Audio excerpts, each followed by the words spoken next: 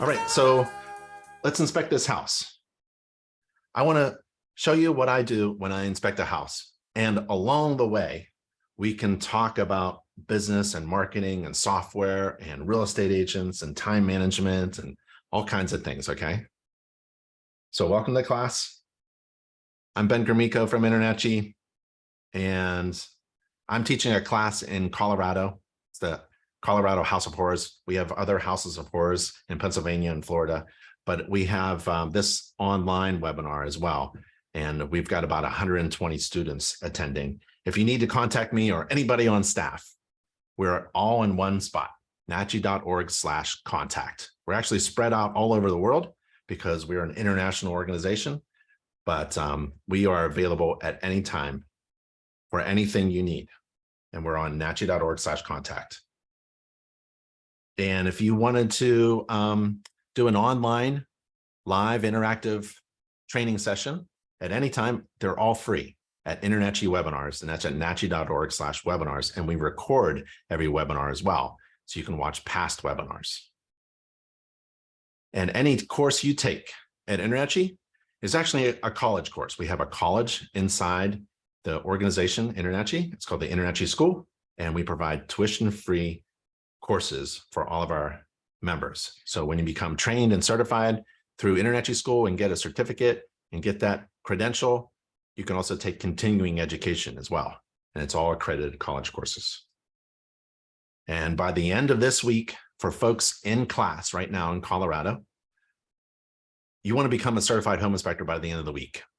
And here's the link to it, nachi.org/CPI-requirements. I know you're going to do a lot of hands-on training. We split it about 50-50. There's some classroom stuff going on. You can see in the classroom right now, the House of Horrors. Every House of Horrors has a bunch of displays. You can get your hands on it. You can get your flashlight there. You can take pictures. There's also a house. You're going to inspect the house. It's a lot of fun to inspect the house. And if you haven't downloaded a checklist or some software on your mobile device or something, we have software for you. So if you go to that link, nachi.org/CPI-requirements, I would recommend using our software. It's a checklist. So let me bring it up. So you go to this link, and here's the 6 steps to certification, and you get that credential. And step 5 is we want you to write 4 practice inspection reports. You can do that at the House of Horrors by the end of the week to fulfill this requirement to become a CPI.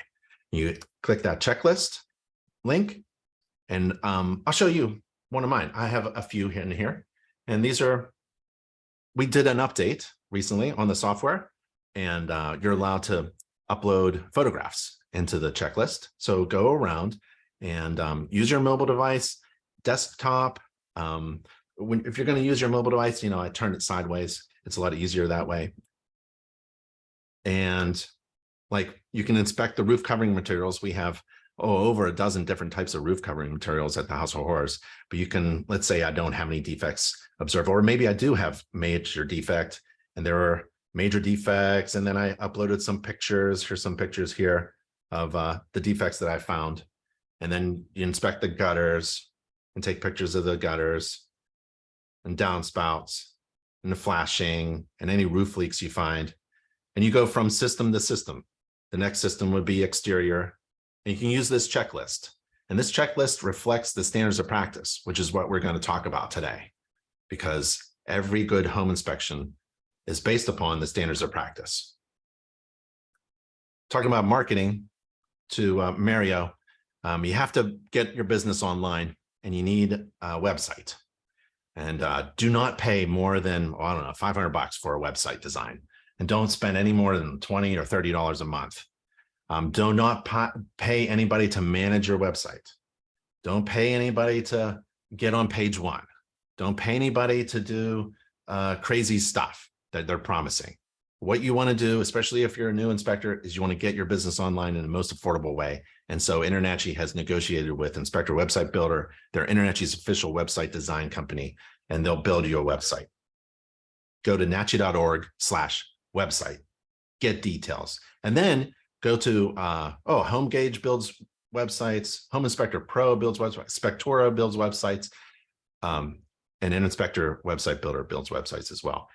Check out the benefits of going to InterNACHI's official vendor. Let's inspect this house, okay? And again, if you have any questions, you're going to have to get AJ to yell at you. But let's do it.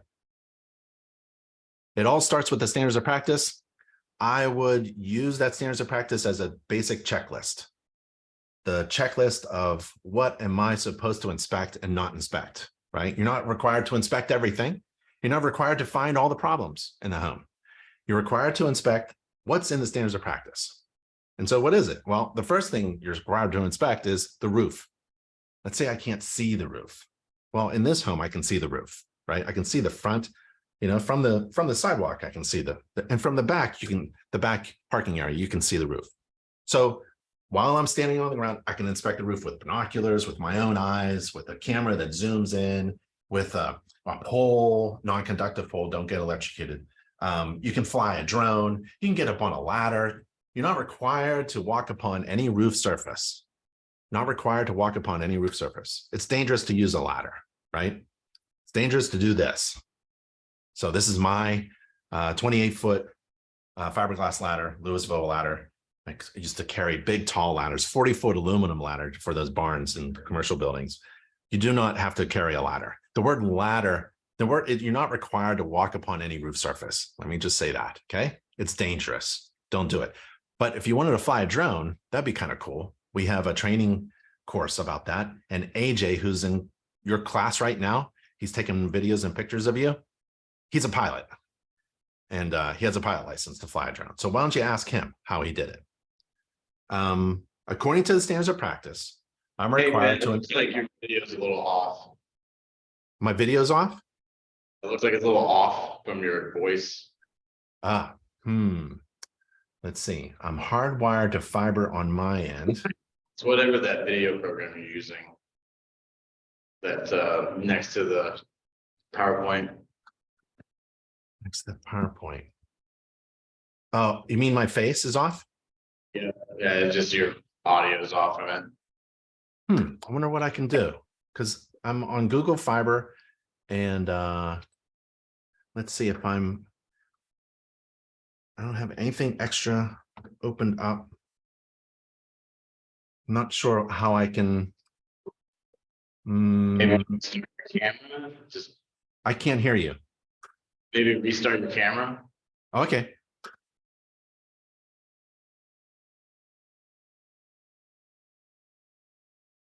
And plus, you don't need to see me. I can just turn my camera off. But the audio should be working. How's that? 1, 2, 3, 4, 5, 6, 7, 8, 9, 10. You're still off. Okay. It's like a little delay. Is it like a second delay? Like, don't look at my lips. It's like a second. Okay, who cares? All right. So here's my ladder. Here's my ladder. And do not do this. I mean, it's crazy, to go up that high. But if I did go up that high and get on the roof, I'm taking pictures of it because I want everybody to know, right? I want everybody to know that I get up on a roof. I'm that type of inspector who gets up on the roof if I can. And that's part of my marketing. That's what's going to distinguish me from all the rest. And remember, according to the standards of practice, you're not required, and I'm not recommending it, but if we were friendly competitors, how are you going to compete with me?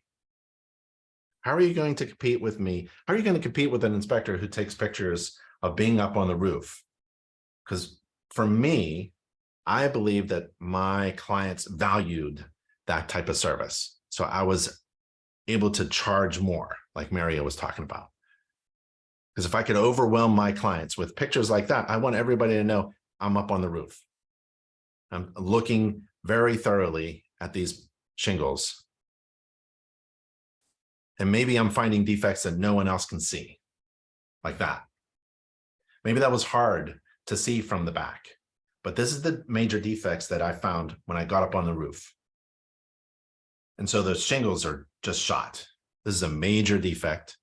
the shingle roof needs to be replaced, like today. They tried to repair things, and this is what a repair looks like. You don't repair shingles that are cracked through the material. You can have surface cracking, but when you have material cracking going right through, then these are areas for water penetration, water intrusion. And so I take probably 50 pictures of the roof, but maybe 8, 9, 10 of them get into the inspection report. You really don't need to put all these pictures in there, but I will share them with my client in the cloud. They can take a look at all of my pictures, but not all of them are going to be in the report. And here's the lower part of the roof over the front door and back door. That's the same poor condition. So I'm required to inspect the roof covering materials. I'm also required to inspect the gutters. And the gutter in the back was filled, gutter in the front is filled. I mean, there's tennis balls clogging the gutter downspout. So they're overflowing, I'm assuming. I'm required to inspect the downspouts. Now, as I come down from the ladder, I'm inspecting the systems and components as I move from the top to the bottom. And I'm thinking about how water runs, how water moves around a building, around a house, around a structure, how it's collected and controlled. And you want it to be diverted away from the house. You want that water away from the house. You're required to inspect the vents. So I know I have a ridge vent and I have a soffit vent. Here's the soffit. So I'm gonna take a look at that in the attic. Soffit vents and ridge vent. That's great ventilation. So this is a picture from the attic. Later on, I took this picture, and here's the soffit vent trays to allow air to come from the soffits and up through the attic space and then through the ridge vent at the top. I'm required to inspect flashing. That's where the roof covering material bumps into anything else. There should be flashing there. Metal flashing, not goops of sealant or silicone or tar, but metal flashing. And so what I have here is step flashing with every row of shingles. There's step flashing here. You're going to learn this at the House of Horrors. It's great training at the House of Horrors. The flashing is all screwed up. And this is some capping where the neighbor's roof is over here and my client's roof is here. And this is perfect. I want to see step flashing, pieces of metal flashing with every row of shingle, if it's asphalt shingle. There's a missing shingle there and an exposed flashing and a nail fastener, and that's a potential water entry point there. So I'm assuming that this roof is leaking. It's actively leaking when it rains. And then the front roof has a piece of flashing here, but it's open at the top. So that allows water to penetrate underneath. All flashing should be shingled down in a way you have to think about water. How does water come down a house? If there's an open gap, it'll go behind. You don't want water to go behind. You want water to be shedded away in a shingle-like manner. I think that's what code says. So water can come down this brick and then go into this open seam here. This should be covered. There should be like a counter flashing here or some kind of covering, not sealant. It could be grooved into the masonry maybe. Something's wrong here. I don't care what it actually is. This is just wrong. I don't know what the solution is. It's not my job. And this is not sealed here. So you can get really detailed here as well. Even if I didn't have a roof problem like I do on this house, where the entire roof is just shot, especially in the back, where the shingles are just cracking all over, I'd still put this in the inspection report as a defect that needs to be fixed, because this is an area of water entry. And how do I know that? Because I've studied how in our InterNACHI courses, how water moves around a house. And you have to think about how water can move. You want everything to be shedding, like the siding sheds down through the shingles and the shingles shed the water away. And a shingle roof, it's not designed to be waterproof, just water resistant. So any roof can leak. So you want to think about how does water move? It's really important. I'm required to inspect skylights. I don't have any skylights. Chimney, I don't have a fireplace, but I do have a chimney stack for some type of heating system. I'm thinking maybe gas, heating system, maybe a hot water tank or a gas furnace, something like that. So this is the stack coming through the shingle roof. And other roof penetrations. And that includes like the drain waste vent stuff, the main sewer line, the sewer stack, the vent pipe coming up through the roof. It's one of them there. And I'm required to describe the type of roof covering materials. That's easy, asphalt shingles, and report in need of correction any observed indications of active roof leaks. And from the attic, these are future pictures. I get in the attic later. There's active roof leaks right there. These are watermarks. So the roof is shot, needs to be replaced. I'm not going to jump up and down and cause problems. This is what I'm supposed to do, right? Confirm, maybe they already knew, maybe had a guess or saw something, but as a home inspector, there's no need to get all excited. It's a lot of fun for my clients, you know. I tell them with a smile the worst things I've ever seen, you know, because I'm assuming this ain't going to kill the deal either. I'm assuming that they found this dream home and it has a problem and someone's going to fix it. Either they're going to negotiate this problem to be fixed before they move in, or they're going to go negotiate some money to fix it later, or maybe they can't. Maybe they just have to buy it as is, and they're going to have to fix it. Someone's going to have to fix this in order to keep this house in good shape. This problem that I observed during my inspection has to be corrected. That's my job. That's all I do. They can handle all the other things. How it actually happens later, not my problem. My job is to report upon the defects that I see and I deem to be or consider major. Cosmetic problems, little things, that's not required by the standards of practice. What I'm required to by the standards of practice is report upon the defects that I see and are major. If I don't see it, it's not going to be in the report. That means like, I don't have to find every defect, right? Most problems are hidden in a wall, above a drop ceiling tile, underneath the carpeting. Can't see it. And most problems are not major material problems. Most problems are like, well, loose doorknob or a leak and dripping faucet or something like that. This is a major problem. I observed it. I think it's going to be a major problem, right? If it's not fixed, it's going to be in the report. And that's really your job. Your job is to find those big problems that you see and put them in a report. Knowing that kind of like relieves you of this burden that some inspectors may have, especially if you're new. You're not required to find everything. You're not even required to inspect everything. You're not required to find problems that may exist or could exist in the future. You're only required to report upon the things that you observe and you consider them really bad. That's about it. That's your job. And you are in great demand. And some markets are, you know, every home is inspected, right? They were for a little bit there during the market, like the real estate agents were not recommending home inspections, and that's kind of coming around and biting them. You always get a home inspection, no matter where you are. Every home should be inspected. Now, the second section of my inspection process is exterior, because that's the second section of the standards of practice. That's actually the second section of my inspection report. That's the second section of the InterNACHI checklist software that we have. That's the second section in the home maintenance book, or it's one of those sections, right? So you start with the foundation of the standards of practice, which really helps you design your inspection process, because you take that standards of practice and you incorporate it as a checklist into your software. And I carry the standards of practice as a checklist on my phone while I'm inspecting. Why? Because it does two things. It helps me manage my time and it helps reduce mistakes.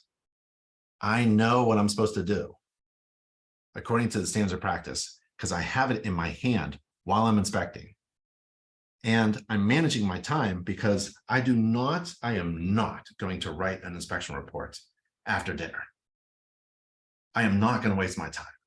My time is really precious. And they make stuff to help you be efficient. It's going to cost you, but it's going to cost you money to be efficient, but it's going to cost you a lot more in time if you don't.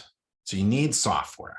You need software that you can hold in your hand that allows you to incorporate checklists to make you look really smart, to make, made me, I'm not that smart, made me look like I knew everything I needed to know in order to perform a great home inspection.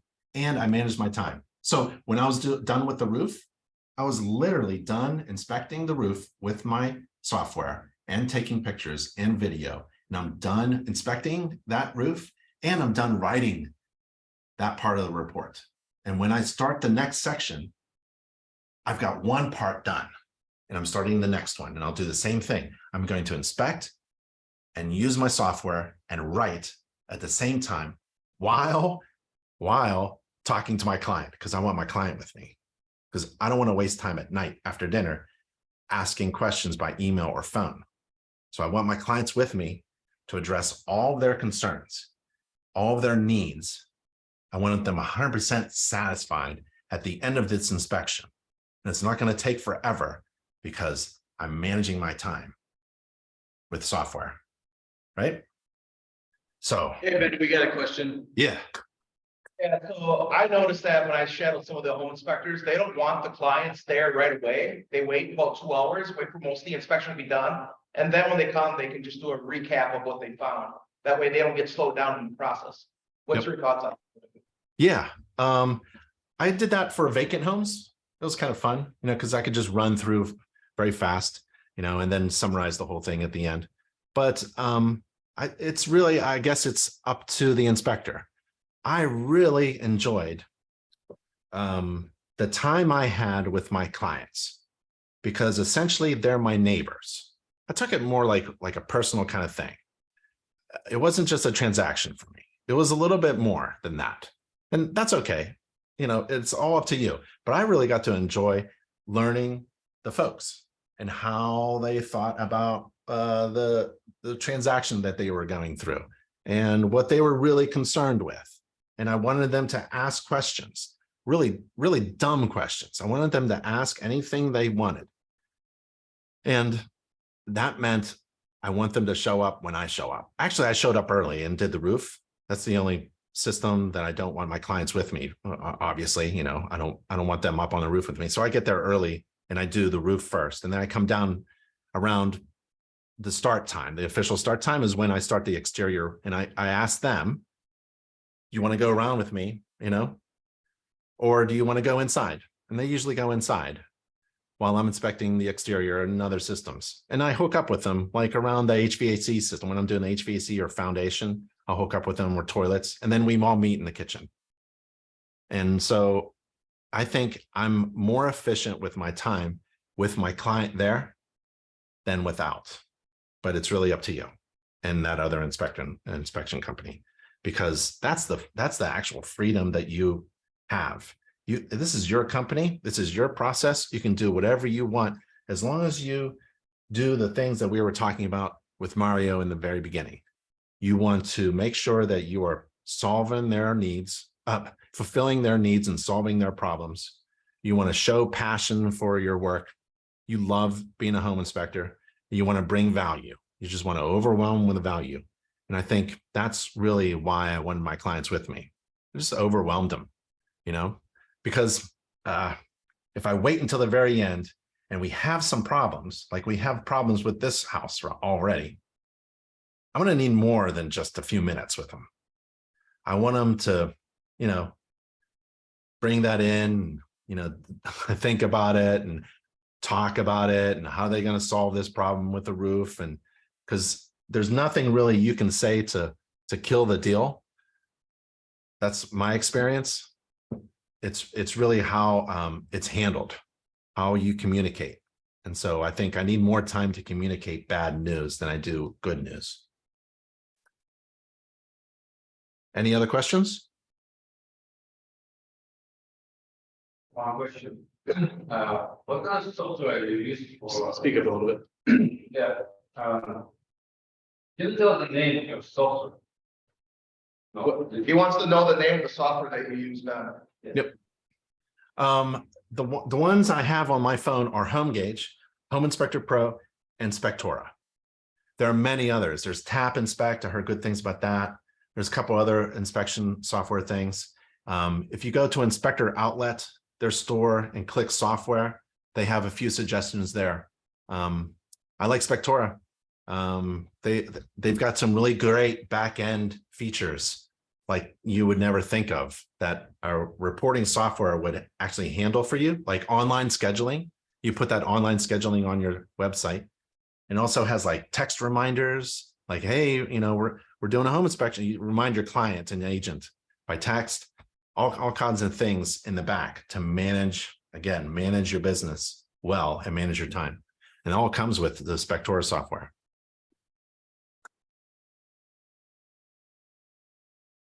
Should we keep going? Any other questions?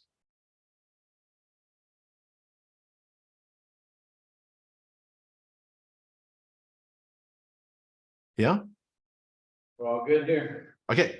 So according to the exterior, according to the standards of practice, the exterior, I got to inspect all this stuff. It seems like a lot, but really the roof took me 15 minutes. The exterior is going to take me really like 10 minutes top, 15 maybe. Unless there's something major wrong, I don't think there is. Vinyl siding, brick, more vinyl siding. I'm looking for anything major like big holes or something loose. This was obviously different, right? It's a different pattern, actually, different design. So I'm going to tell my clients, like, this is cosmetic. It's still vinyl siding, but looks like they patched it up. Something was replaced here and they really didn't do a good job. That's okay. But and there's a little dent there, no big deal. And there's stone and brick, and I'm looking for a major movement. This is the house foundation. This is the brick, you know, retaining wall. I'm not really concerned too much about that. And there's a piece of loose siding here. I'll take a picture of that. I'll put it out in a report. That's pretty minor. And then I'm looking at remember the gutters were filled with tennis balls and they were spilling over and coming down the siding. And then this is wet here. So I'm like, whenever I see a wall like this, that's wet on the bottom, that means maybe groundwater is being absorbed, wicked in. If there's anything going on down here, like puddling, I don't want water to come into the house. And when I see water coming down and then coming down the stucco and kind of like staying here, I'm like, what? You know, just keep that in mind. Eaves, soffit, and fascia, that's the soffit, and this is the corner area. I don't know why they call it eaves, but right here, you know, taking a look at that. You don't want your gutter falling off. Representative number of windows. Again, I don't have to inspect everything, just a representative number of windows, because you can't inspect every window. You could. There are great inspectors who inspect every window. I just didn't have time for that. I just look for cracked windows. I can't actually on the exterior. I can't inspect, you know, you'd need a ladder on every window. You can't open them from the outside. And then, you know, I'm looking at this door, this slider door. I'm still concerned, like, this is really wet. All of this is, you can see it's just wet. It hasn't rained for a while, you know, and it's wet. And so I'm looking at the flashing, and there's no flashing, actually. It's just silicone. They cut it, you know, I'm a little concerned about this area here. I'll keep that in mind. I'm required to inspect all exterior doors. I'm looking for trip hazards. Looks good there. The top, minor rust on the lintel, no big deal. The bottom, I'm looking for any kind of tread problems or trip hazards. I always ring the doorbell. No big deal. I'm still looking at that slider. I don't know. I'm looking at how wet that is down there in that corner. I'll keep that in mind. Adjacent driveways and walkways. You know, there's no trip hazards. It's a public walkway. It's probably not even the owner's responsibility, but I'll take some pictures for them and I'll take a look. Stairs, steps, ramps. I got some steps there. And some porches, decks, balconies, carports, guards, handrails. There's really none of that at this house. And so the next thing is vegetation, service drainage, and retaining walls. Looks good. I mean, it's, you know, 5 feet in between the units, kind of gravelly, kind of flat. Nothing major, you know, going on. No problems, really. They're obvious. And then I have to describe a lot of inspecting, describing, and reporting according to the standards. And that's vinyl siding. And then we got brick and some wood trim and masonry stucco. So that's the roof and the exterior. And by this time, let's say I used to do 2 inspections. I still do inspections. I just don't have clients. But when I do an inspection, I do 2 of them, one at 8 and one at 12. 8 o'clock and 12 noon. That means I got to eat lunch somewhere. So before noon, before my second job, I eat lunch. 8 o'clock. Well, if I can get there early, I'll do that roof and maybe start the exterior and get all ready with my tools at the front door. So maybe 7:30, I'll show up, knock on the door, introduce myself, tell them what I'm doing, who I am. The client's going to be here in a little bit. So I'm thinking about time. I got to manage my time, right? I probably left my house at 7, 6:45. It all depends if you have a home office or a real office. You have to figure out the traffic to get there early, never show up late, do the roof inspection, software, checklist, pictures, come down, exterior, first impressions, driveway, shaking hands, real estate agents, handing out business cards, explaining the process. You know, you can walk around with me if you want to, or go inside and take measurements of things. So I'm thinking about my time. And here, did the roof and the exterior. Now it's about 8:15 if it's a morning job, right? 8:15. And I'm going to do the heavy lifting now. I want to get into the heavy stuff. It all depends on what you want to do. You can go right to the kitchen and start in the kitchen if you wanted to, or do the interior, open it up and clean. I actually want to get the roof done first so I can get there early. The exterior makes sense. And then I'm going to do like difficult things, basement, foundation, structure. And according to the standards of practice, I have to inspect all that and structural components that are observable. I can't see anything. Everything in the basement is finished. I go down the basement. This is the drop ceiling and drywall covering the walls. Can't see a thing really. And this is a great picture. I'm so happy they cleaned up before the home inspection. I do not move personal items. So if there's a hole in the wall right here behind this desk, there could be. Not my responsibility. I have to observe it and consider it to be a major problem. If I can't see it, I can't report upon it. So there are inspection restrictions in this house, and I want to document them. A picture's worth 1,000 words.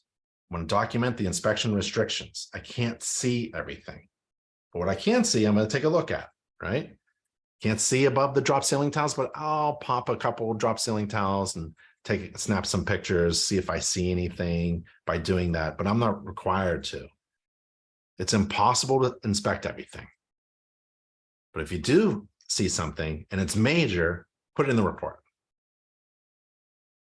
So just flipping through, lots of stuff in my way. I want to do the best I can, taking a look at every nook and cranny, and then I get my moisture meter out.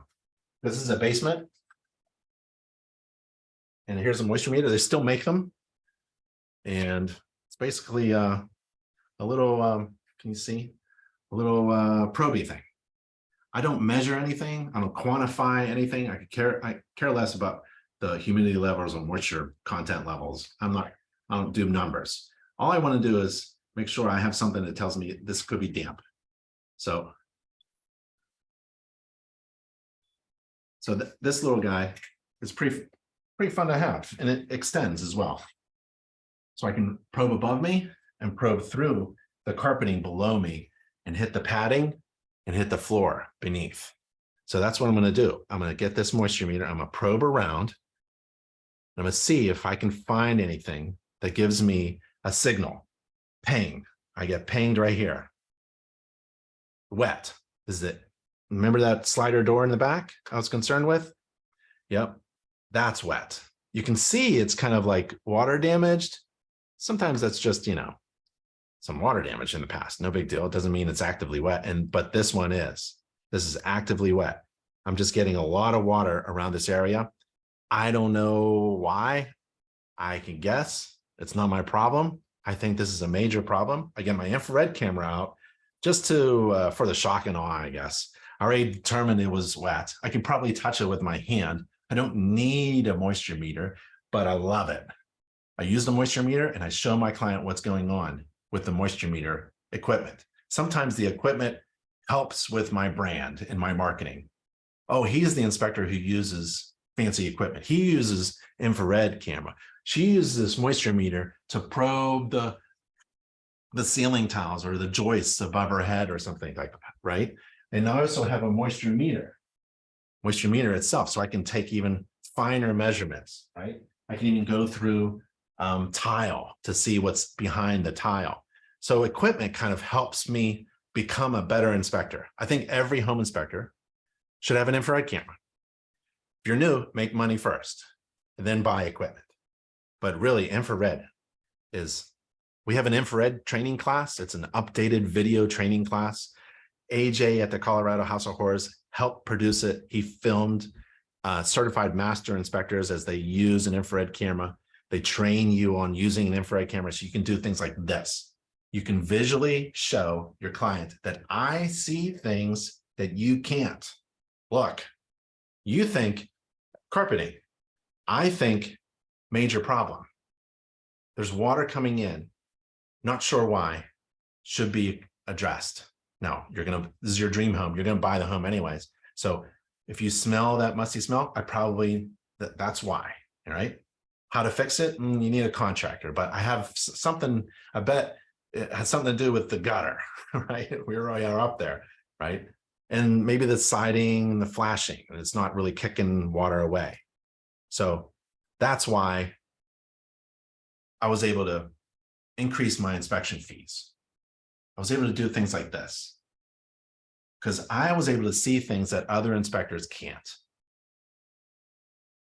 Let me say that again. It's really important because our whole process is based upon what you see. And if I can see things that other inspectors can't, then I'm going to charge more, because if I can see things that no one else can, that's of great value to my clients. So when we incorporated infrared into our company, Peach Inspections, we raised our fees because we didn't want to buy the cameras. We wanted our clients to buy the cameras. So we used infrared and we became better inspectors. So consider that. You need good software. You need good tools. Software is probably the most expensive thing. Unless you need insurance, that's probably another thing. But you need a GFCI tester and a flashlight. You know how much money you can make with these two tools? A lot. And then you can buy an infrared camera or moisture meter or all that other stuff later.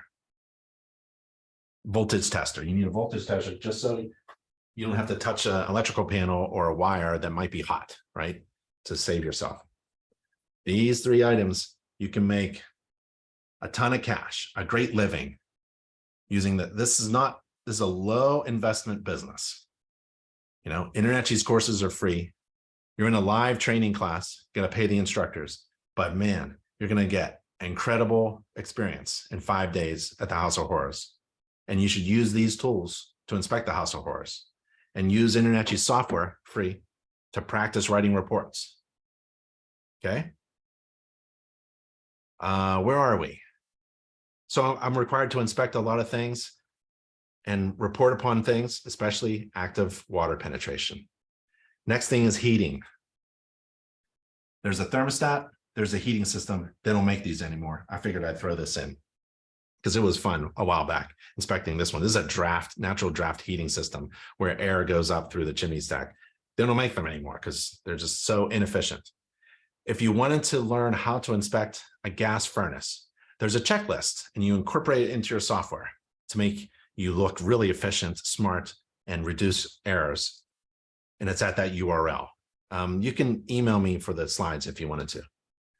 According to the standards of practice, you got to describe the thermostat location. There it is there.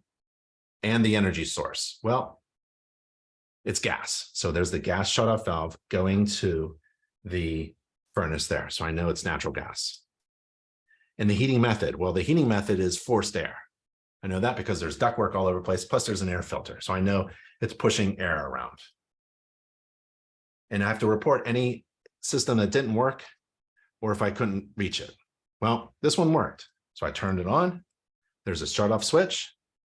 There's the furnace, there's the ports, the flames, gas valve, chamber. There's the blower fan, the circulating fan. Shut-off valve for the gas, shut-off valve for the service. And there's the filter itself, wrong size, not efficient, not doing what it's supposed to be doing. It's dirty anyways. It's a low efficiency kind of filter anyways. And it's got duct tape. These folks love duct tape all over the place. So there could be air blowing out of here. You really want this nice and sealed. And it's not duct tape, but it's mastic. It's like a brushed on silicone. It's a thick kind of thing. There's the air conditioning unit on top of the heating system. And I got some ductwork back there. I'm trying to figure out where the exhaust gases from the furnace go up into the chimney. There it is there. So it goes up. And while I'm looking for that chimney stack, I find this. This is not connected to the furnace, but it is a duct and it's disconnected. This is a dryer. So while I'm inspecting one system, I'm actually inspecting other systems as well. So this is the mechanical exhaust for the dryer. There's a mechanical exhaust for the kitchen, for the bathrooms, and for the dryer. And this one's disconnected. Thank goodness I have software, because I could just jump from one system to the next, because this is a major defect. It's so easy to fix, but it's major because it's causing a lot of problems. Ton of moisture is being dumped into the basement. Oh, the last thing we want is more moisture in the basement. And there's a ton of lint being, so we don't want a fire hazard either. We want this to go outside. Every mechanical exhaust needs to go outside. Every kitchen should be going outside. Not usually. Every bathroom should be going outside for sure. And every dryer needs to be going outside. So this is disconnected. And I can jump from heating system to laundry in just a couple of clicks, take a picture, put in the report as a correction needed. Disconnected dryer exhaust above the heating system. Okay. So I go back. Now I'm in cooling. Got to do the cooling as well. So I turn and run just for a second. I don't need to heat the entire house up to 75. I don't need to cool off the entire house to 65. I just need to hear it turn on and turn off. And that's it. That's all you're required to do. It's an old system. So I just want it to cool. And you can hear the refrigerant moving around. You can even touch the ductwork. If you're in Texas, you have to take measurements of the in and the out, the delta T of the conditioned air, which is silly. But take a picture of the cooling system. The fins are hit a lot. It could be straightened out. I think it's, an old system. It's getting beat up a little bit, but that's okay. Just want it to turn on. It doesn't have to be brand new. I mean, old systems work until they don't. And that's your not responsibility. If this system was working today and it failed tomorrow, guess who's responsible? Well, not the home inspector. Not responsible for future events. I'm going to report upon the condition that I both observe and deem to be a problem or not, right? If it turns on today, it might not turn on tomorrow. If it's not leaking today, it could leak tomorrow. Every air conditioner produces condensate. This is pumped outside. We just saw that. Next is plumbing. In my head, I know that I started at 8 o'clock in the morning and I want to be efficient with my time. I've done the roof, the exterior, the foundation, heating, cooling. Now I'm going to plumbing. I've got electrical coming up and I got to be in the attic at 10 o'clock because that is how I manage my time. You tell me a minute, you tell me what hour and minute in the morning, just pick something, 10 o'clock, I'm in the attic. And if I'm in the attic at 10 o'clock in the morning or 2 for my second job, 2 hours in, right? I know I'm doing really, really well. I'm managing my time. I'm inspecting everything. I'm writing the report. I'm answering my clients' concerns and questions, and I'm going to make money on this job. It's not going over, and I can make my second job, right? And it's possible to do that. We managed our time for 12 years. You can do that. You got to. If you have 2 jobs a day, if you have 1 job a day, nobody wants to stay at a home inspection for 6 hours. Too long. Oh, I have a lot to inspect. Yeah, you do, but I have to inspect everything for that long. So what you want to do as a new inspector is practice. If you're at a house of horrors, you want to practice inspecting those systems and components and find those defects in that house. If you are staying over a class right now at a hotel, inspect the bathroom 10 times with the checklist software. If you're at an apartment or a house or something, inspect your own house 10 times. Inspect your neighbor's house for free. You'll probably find a neighbor and someone in your neighborhood that's a real estate agent. Inspect their home for free, right? Get a ton of experience inspecting homes so that you can be efficient with your time. And this is the water meter coming in, no leaks, shutoff valves, that's a jumper cable, bonding. It's a main water shutoff valve, I have to inspect that. Main fuel shutoff valve is on the outside, it has gas, that's the meter outside, that's the shutoff valve there. And water heating equipment. We have a gas-fired hot water tank. Looks like 40 gallons gas. There's a valve going there. It is 40 gallons. Cold water coming in through a shutoff valve. There's the controls there. I don't like things near flames, so I just moved this paper away from the flames. I don't like that. And when I did, I see this. What is going on here? There's a flame underneath the hot water tank, powered by gas, natural gas, and it's ignited when it turns on, and something rolled out. It's called a rollout. There should never be scorching on the outside of a heating equipment. And there is here. When did it happen? I don't know. Why did it? I don't know. But it's not supposed to be there. That could be hazardous. That could be dangerous. That could be an indication of something really, really wrong. Carbon monoxide poisoning or a fire hazard. This is not supposed to be here. This is not rust either, right? If it was rust water tank or something, it would be below. This is flame rollout. It scorched the outside. Something happened. Maybe it was just a one-time event. Maybe it's occurring a lot. I don't know. Major defect. Safety hazard. In fact, you may want to tell the occupant, could be an immediate problem. So that's another problem we have. There's the flue connection pipe going to the chimney stack. We saw that. That's how you don't adjust this. I just have my hand on it. That's how you turn it. That's the shutoff valve. That's the shutoff valve for the tank. There's a TPR valve. Every hot water tank has a TPR valve that should be extended to the floor. It should not be dripping, and it's not. That's good. So I'm required to inspect all water supply, including all fixtures. How do you do that? You just run water. You flush the toilets, and you look for drainage. That's in the standard inspector. You run water, you flush the toilets, and you inspect for drainage. So that's what I do. Hot water, cold water at the sinks, hot water and cold water at the showers, toilet flush, take a look at the tubs and the kitchen sink. So I'm doing an inspection according to the standards of practice. And I take a look at where I think of water coming in and water going out, drain, waste, vent system. And those are the pipes there. Drainage sump pumps, we don't have a sump pump in the basement. Hey, Ben, we got a question. Yeah, good. Hey, Ben, so Yeah. would you recommend turning on all the faucets and then going down the basement and see if there's any leaks, or how do you do that? Yeah, some people, I did that for new homes. In an existing home, I figured people are already using the water. So if there was a major leak, I would probably see it. But on a new home, I like to go up to the top floor, work my way down with the plumbing, because sometimes it's just not tested under conditions like that. And sometimes like the plumber literally forgets to connect something in the crawl space and the toilet is draining into the crawl space, which happened more than once.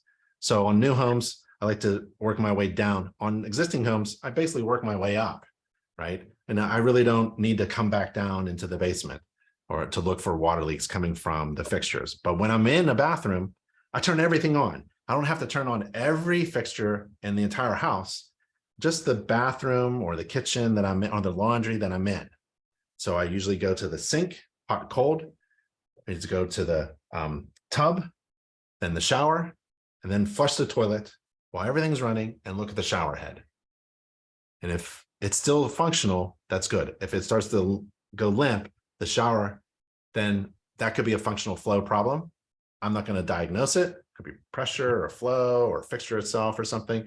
But I'm just going to say, when you're in the bathroom and you got things going on, it doesn't perform well, right? So you're supposed to run 2 fixtures at the same time. I do essentially 3. Sink in the bathroom, sink, toilet flush, shower, and it should be functional flow at the shower. In the House of Horrors, I believe we have a toilet that leaks into the crawl space. So wait until someone's in the crawl space and then flush the toilet. That's kind of fun. So Ben, to answer the question is that, would you, if you start from the base and work your way up, are we losing opportunity that if we do turn on all the sinks, the shower, make sure it doesn't overflow, got proper drainage, to go back down the basement to see if we have any plumbing leaks from down there? You So what's can. your method?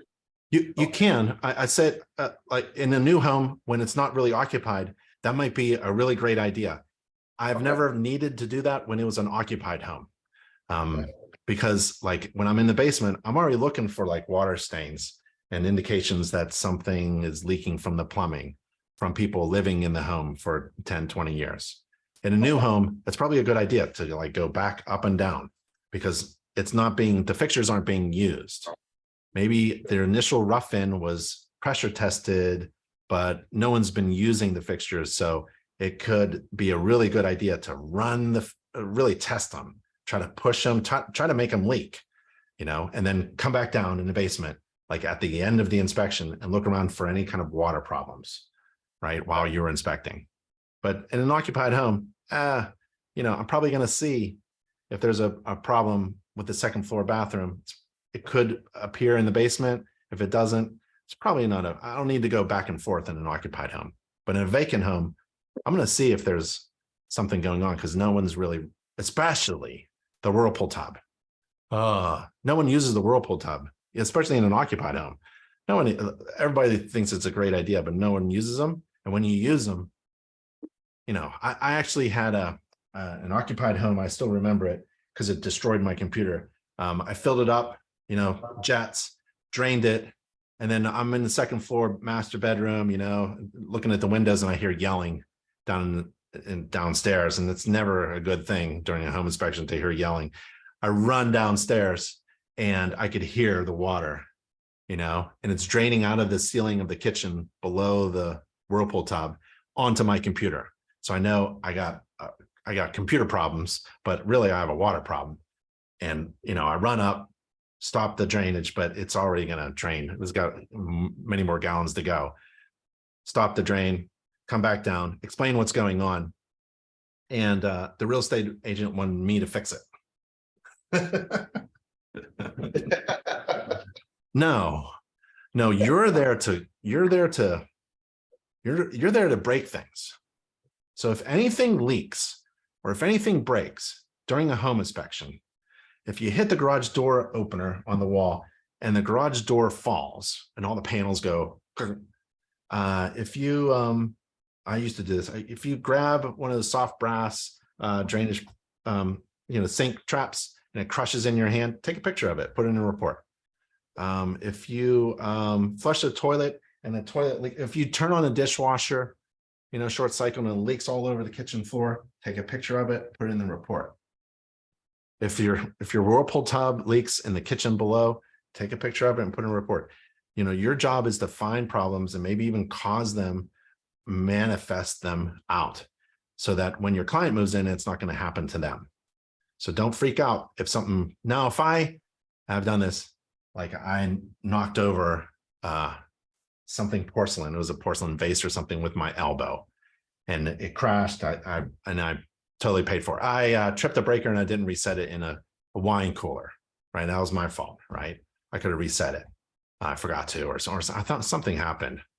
I can't remember, but I bought all the wine, right? So take responsibility for the things that are yours, but really like a leaking water tub or some kind of plumbing leak that you discover, that's what you're supposed to do. Don't freak out if you break something,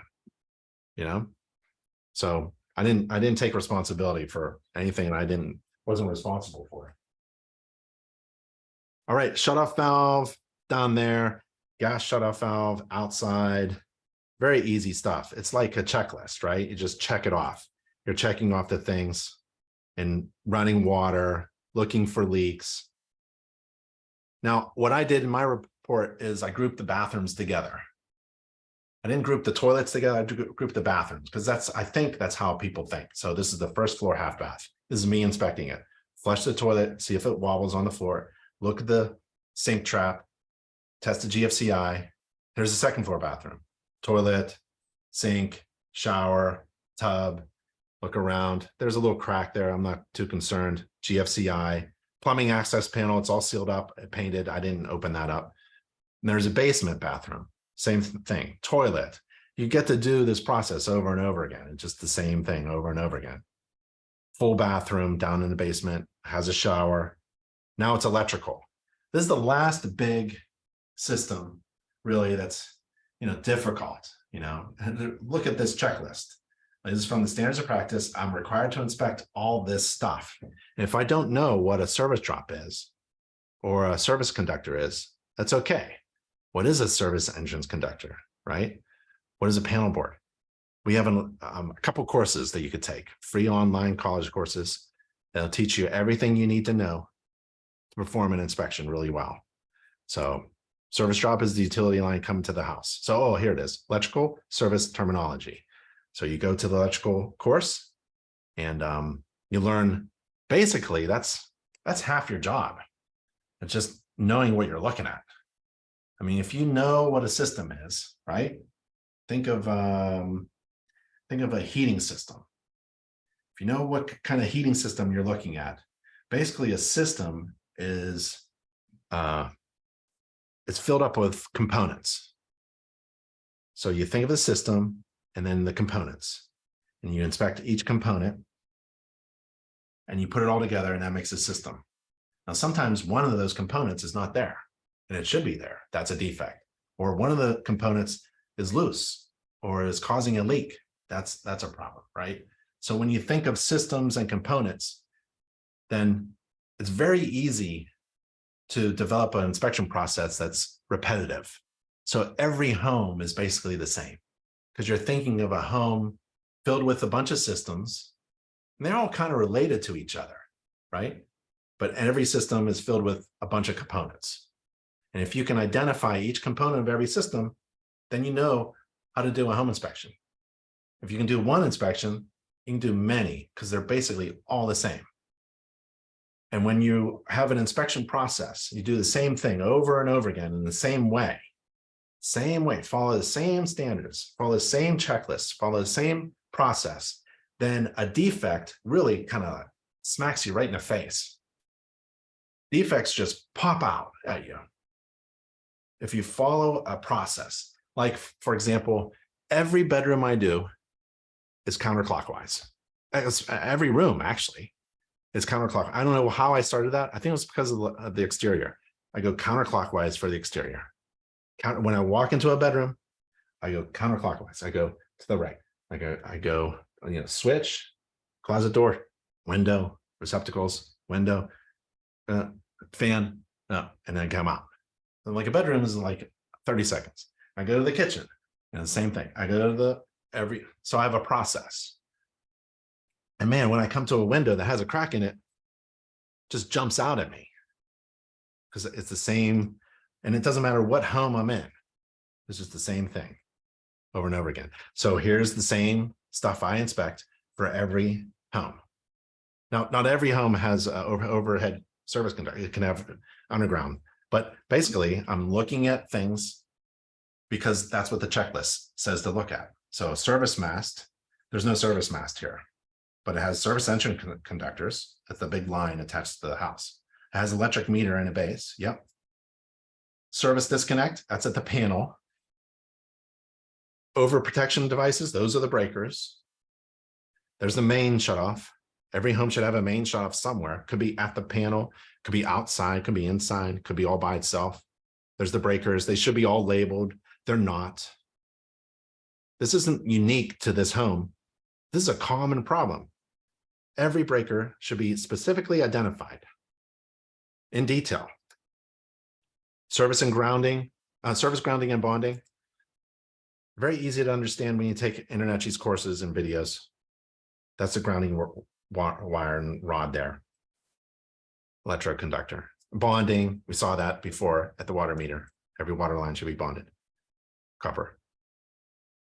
So, you know, grounding and bonding. Electrical, I think, is probably the biggest weakness in a lot of inspectors' skill set. So we have a course, how to perform electrical inspections course. Just take that and learn at your own pace. You can skip around, you can go over things, and take quizzes over and over again. Just get really good at anything. You don't have to take the entire course. Just look at whatever you were kind of weak on and like focus in on that and get that down.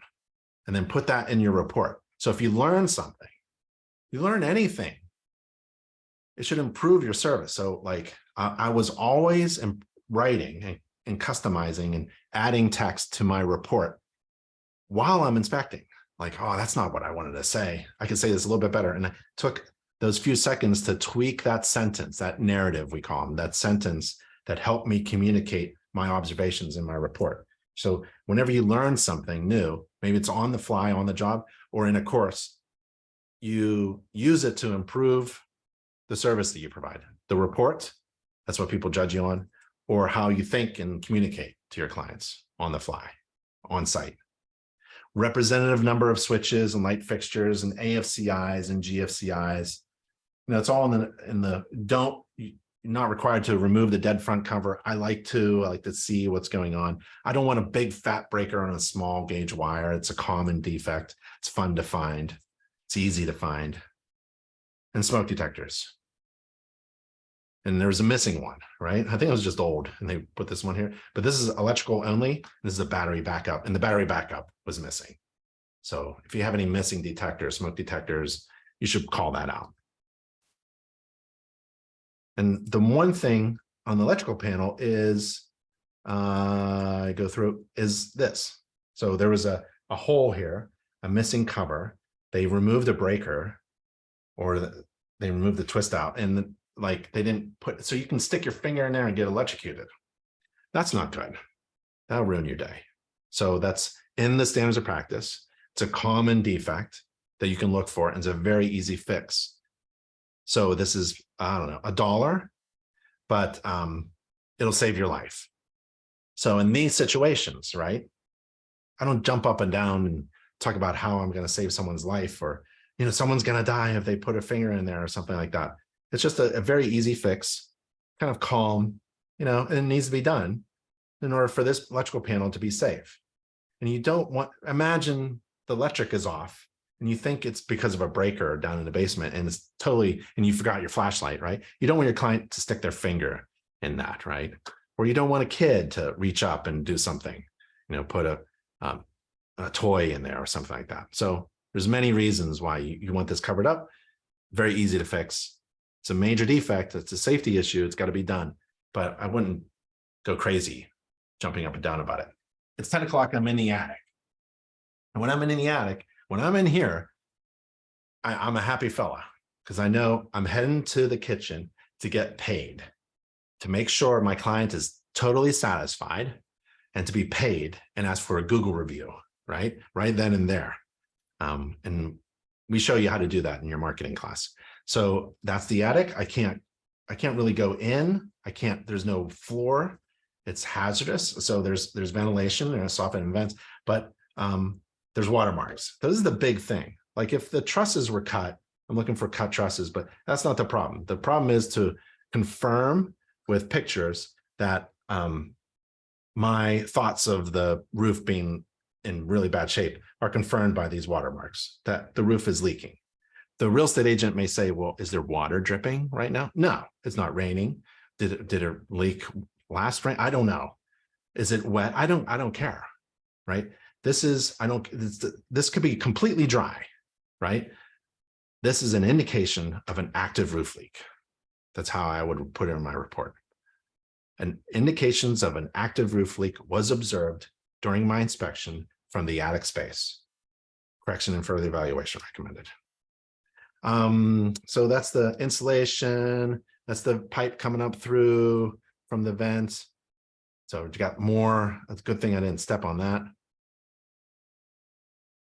And mechanical exhaust systems. The kitchen fan just recirculates. Ideally, it would go outside, you know. you know, when I cook sauce, I like to get the garlic and all smoky in the house. I really want my exhaust to go outside. And all bathrooms need to go out. So it's really by code as well. So you can think of building code. All mechanical exhausts, including the kitchen, should go outside, should terminate outside. And that's the bath fan there. That can't be a dryer because it would catch lint. Dryers are not allowed to have screens. Bathroom vents can. And that's the dryer vent there. So no screen. And remember, we have a defect anyways. It's disconnected in the basement above the heating system. Got to describe the type of insulation. Yep. And the approximate depth. Okay. That's easy. Doors, windows, interior, 5-10 minutes. Representative number of doors and windows, floors, ceilings, walls, steps, guards, handrails.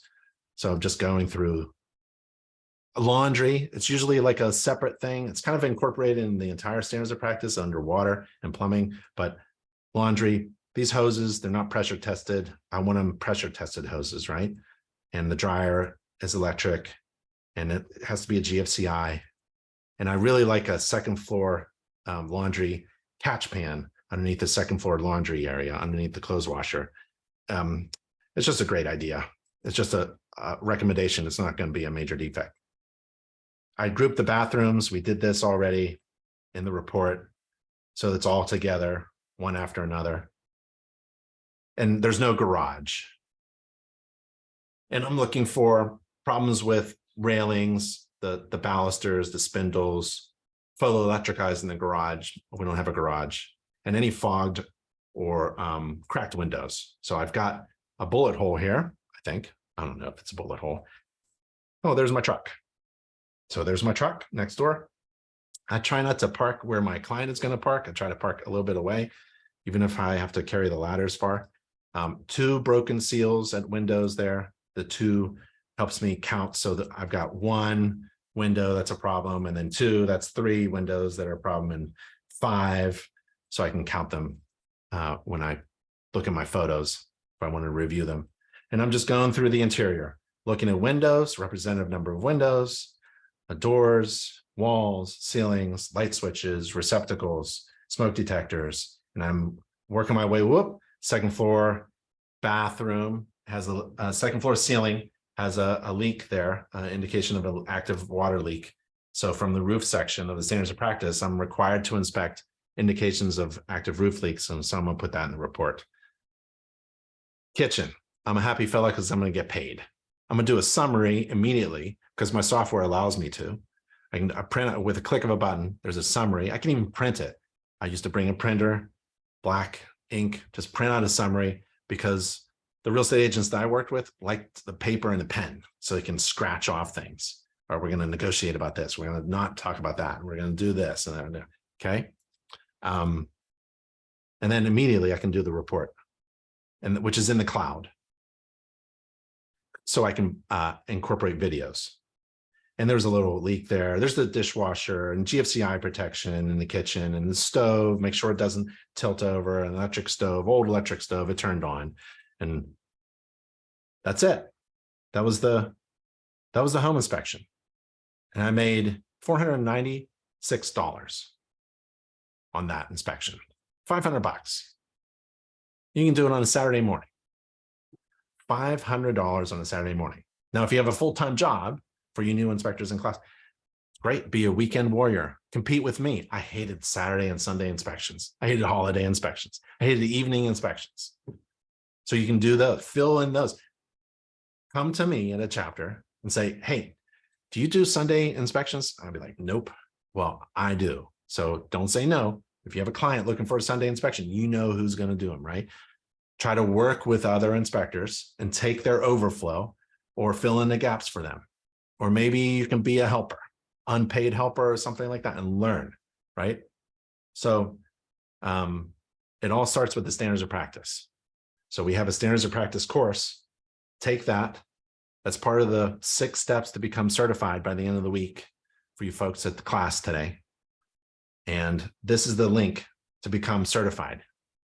Take an exam, 2 courses, write 4 reports using our free software. You got to use this free. I know you have maybe software you like, but you got to use, because we're a school, an accredited school, You got to use our software. And then that's that URL to become certified by the end of the week. And if you're wondering about how to market your business, we just updated the home inspection business and marketing course. It's a really great course. It's a fantastic course. If you have any questions about anything, how do you calculate a profitable inspection fee? That's chapter 11 of the home inspection business course. We go through 2 inspectors, Inspector John and Inspector Mary, and they're trying to figure out, what do I charge? It has nothing to do with feelings.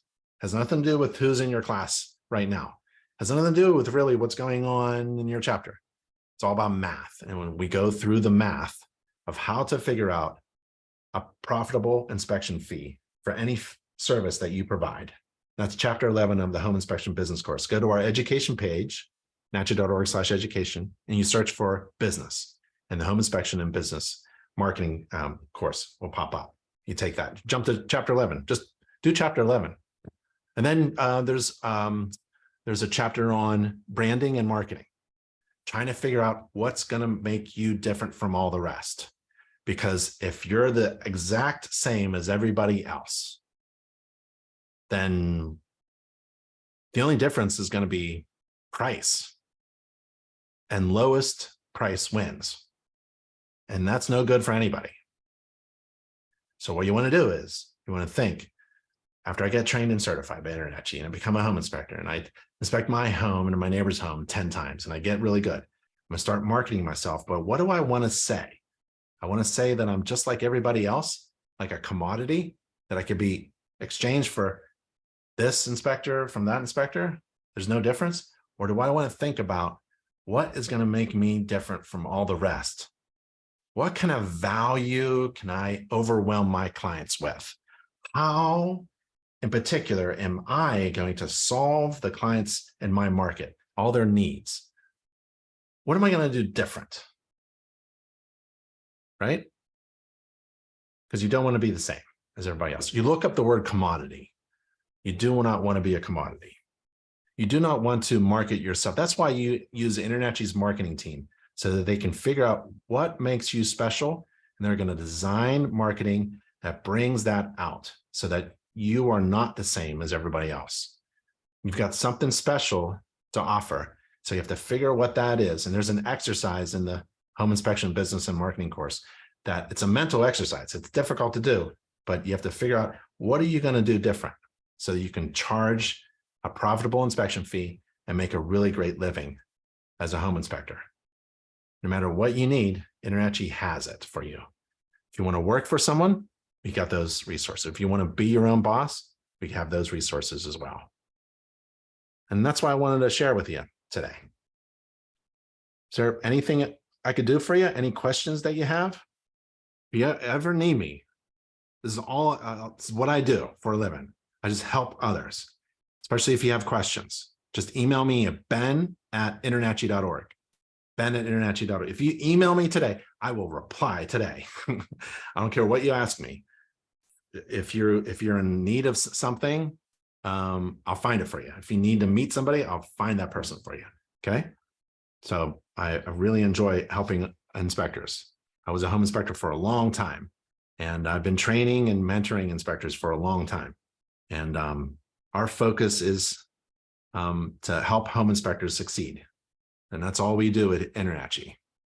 And so I really appreciate you all being in class. Again, please reach out to me if you need me, okay? If y'all need me, just yell out, okay? All right, Bye, everybody.